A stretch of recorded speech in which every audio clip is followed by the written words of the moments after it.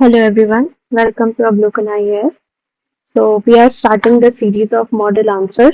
The question has been posted on our Telegram group जहाँ पर बच्चे आंसर्स लिखते हैं और डिफरेंट अपना आंसर्स सबमिट करते हैं and we provide them with explanation about and the reviews about how their answers are good or bad.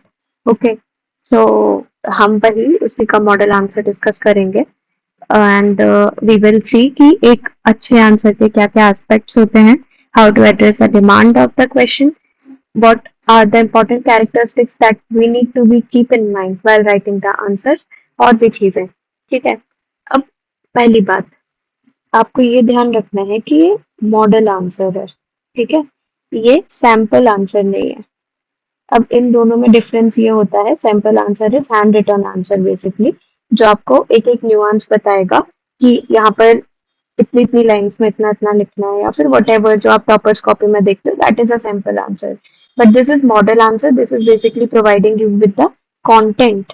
Okay, content कैसा कि आपको अपने आंसर में लिखना क्या है, दैट इज कॉन्टेंट। ओके, तो ये मॉडल आंसर नहीं है, सॉरी ये सैंपल आंसर नहीं है, ये मॉडल आंसर है and it will be as same. ठीक है, you can visit the website. और जैसा कि आप देख सकते हो कि इवेल्युएशन प्लान्स डिफरेंट टाइप्स के, 2 क्वेश्चन, 1 क्वेश्चन मेंस के लिए, 2025 के लिए, एंड डिफरेंट टाइप ऑफ जो प्रोग्राम्स हैं that are available at a very very affordable price.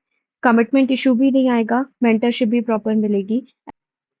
तो क्वेश्चन क्या पूछ रहा है, इन recent years the role of the governor, ठीक है, has come under increasing scrutiny in the context of federal relations. Critically examine the evolving nature of governor's role and its implications for Indian federalism. अब हमें सबसे पहली बात समझ में आई कि रिसेंट ईयर्स की बात कर रहा है, तो हमारे जो एग्जाम्पल्स हैं वो भी क्या होने चाहिए, रिसेंट होने चाहिए।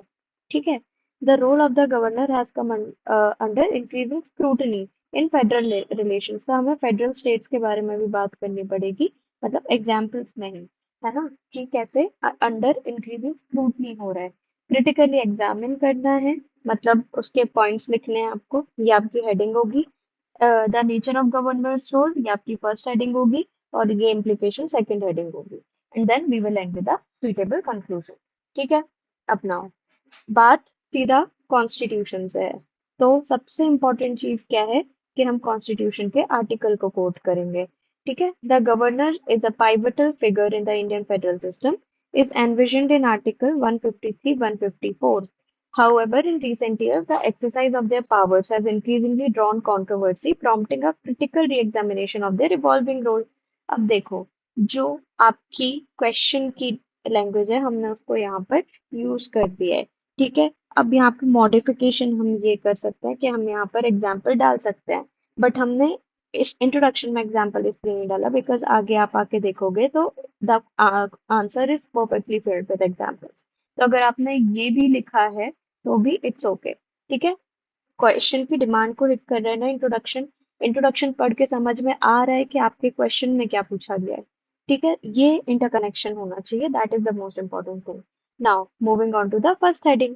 फर्स्ट हेडिंग पे डायरेक्ट इसलिए आई क्योंकि हमने इंट्रोडक्शन में ये वाला जो पार्ट है, सॉरी एक मिनट, हाँ, ये वाला जो पार्ट है ये हमने इंट्रोडक्शन में अच्छे से एक्सप्लेन कर दिया है। ठीक है, कि इंक्रीजिंग स्क्रूटनी में आ रहा है। ठीक है, री एग्जामिनेशन और इवॉल्विंग रोल, ये सब आ गया। Now evolving nature of the governor's role. So क्या इवॉल्विंग नेचर है, पहले कैसा था, अभी क्या दिक्कत आ रही है। ठीक है, कॉन्स्टिट्यूशनल हेड है, that we know. Okay, constitutional head article 153, 154, ये इंट्रोडक्शन में भी लिखा था, versus central agent 155।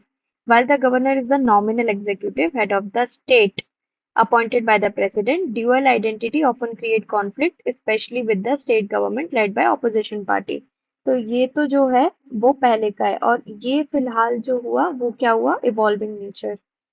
Okay, second है डिस्क्रिशनरी पावर मिसयूज। ठीक है, जो डिस्क्रिशनरी पावर कौन कौन सी आती है, आर्टिकल 200 में आती है, 356 में आती है, प्रेसिडेंट्स रूल हो गया, कंसिडरेशन हो गया, तो ये कंटेंशियस है। फॉर एग्जांपल तमिलनाडु, केरला, है ना, या अभी रिसेंटली सुप्रीम कोर्ट की भी इसमें डिसीजन आया है, जजमेंट आया है, वो आपको खुद रीड करना है। आई एम टेलिंग यू खुद रीड करना है क्योंकि वो फिर याद रहेगा। इसमें वो आप एग्जाम्पल की तरह लिख सकते हो। University administration chancellor as you know के वाइस प्रेसिडेंट हेड करते हैं, है ना? तो ये frequent clash with the government हो जाता है, as seen as in West Bengal, और ये केरला में भी इशू हुआ था। ठीक है। देन पॉलिटिसाइजेशन ऑफ ऑफिस हो रहा है ना? क्यों? क्योंकि appointment of governor appear is often appear to be political reward, compromising their neutrality, और फिर से increased friction between state governments, delayed assent to the bills, जैसे पंजाब, तमिलनाडु, है ना? undermines the legislative autonomy of the state, मतलब basically जो elected representative की autonomy खत्म हो रही है because of nominal executive. President's rule recommendation, despite SR Bombay case aimed at curbing its misuse, governor's recommendation continue to be challenging.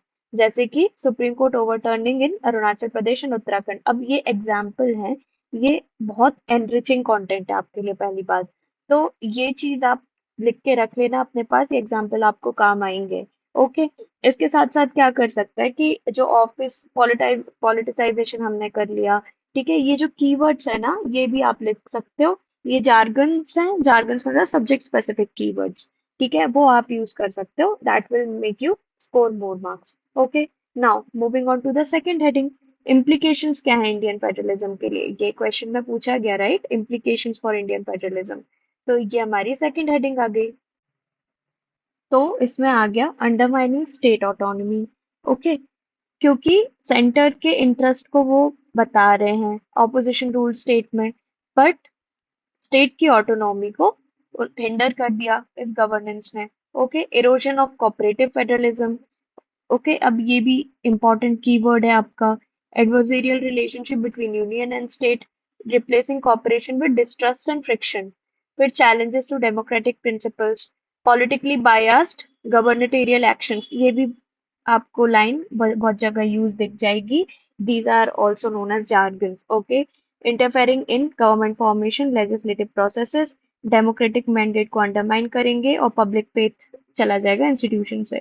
Increase judicial intervention, अब problem होगी तो सब कोर्ट के पास जाएंगे, है ना? Involving the Tamil Nadu governor, bill assent article 200, है ना? अंडरस्कोरिंग जुडिशियल ओवरसाइट, ये सब रिकॉल्स हो, कॉल्स फॉर रिफॉर्म्स हो रहे हैं, है ना? सरकारिया कमीशन, पुंची कमीशन, ये आपकी कमिटीज आ गई, ठीक है, ये भी बहुत इंपॉर्टेंट पार्ट है।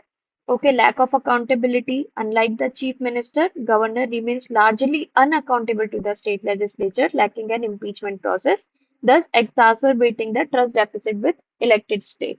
तो ये सब आपका ओवरऑल, पहले हमने क्या बताया कि अभी प्रॉब्लम्स क्या चल रही हैं, ठीक है, क्यों हो रही हैं प्रॉब्लम्स।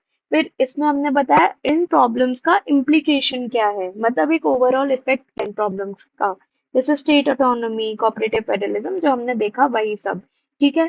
तो पहला जो आपका था ये करंट अफेयर्स रिलेटेड हो गया, ठीक है, और ये आपका सेकंड पार्ट जो था ये एक आइडियोलॉजिकल पार्ट हो गया, जो कि आपका थ्योरी प्लस रिसेंट प्रॉब्लम्स को दोनों को कंबाइन करके एक बढ़िया आंसर बनाता है।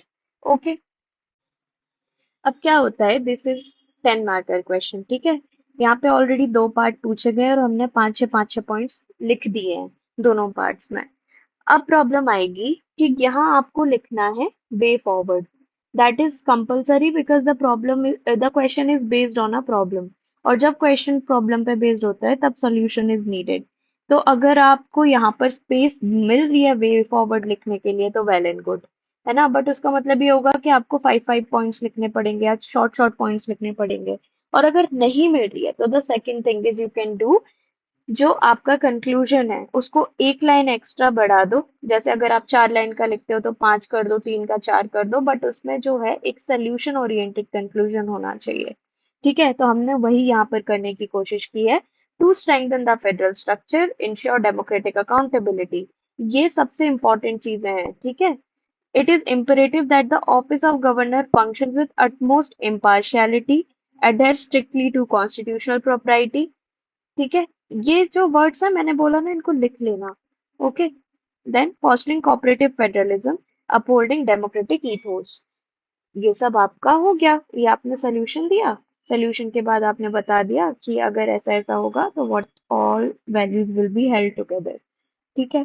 तो this is your ideal like answer should be, ऐसे आपको लिखना है, ऐसे आपको सोचना है, ये सब कीवर्ड्स आपको इंक्लूड करने हैं, आर्टिकल्स इंक्लूड करने हैं, कमिटीज इंक्लूड करनी है, एवरीथिंग।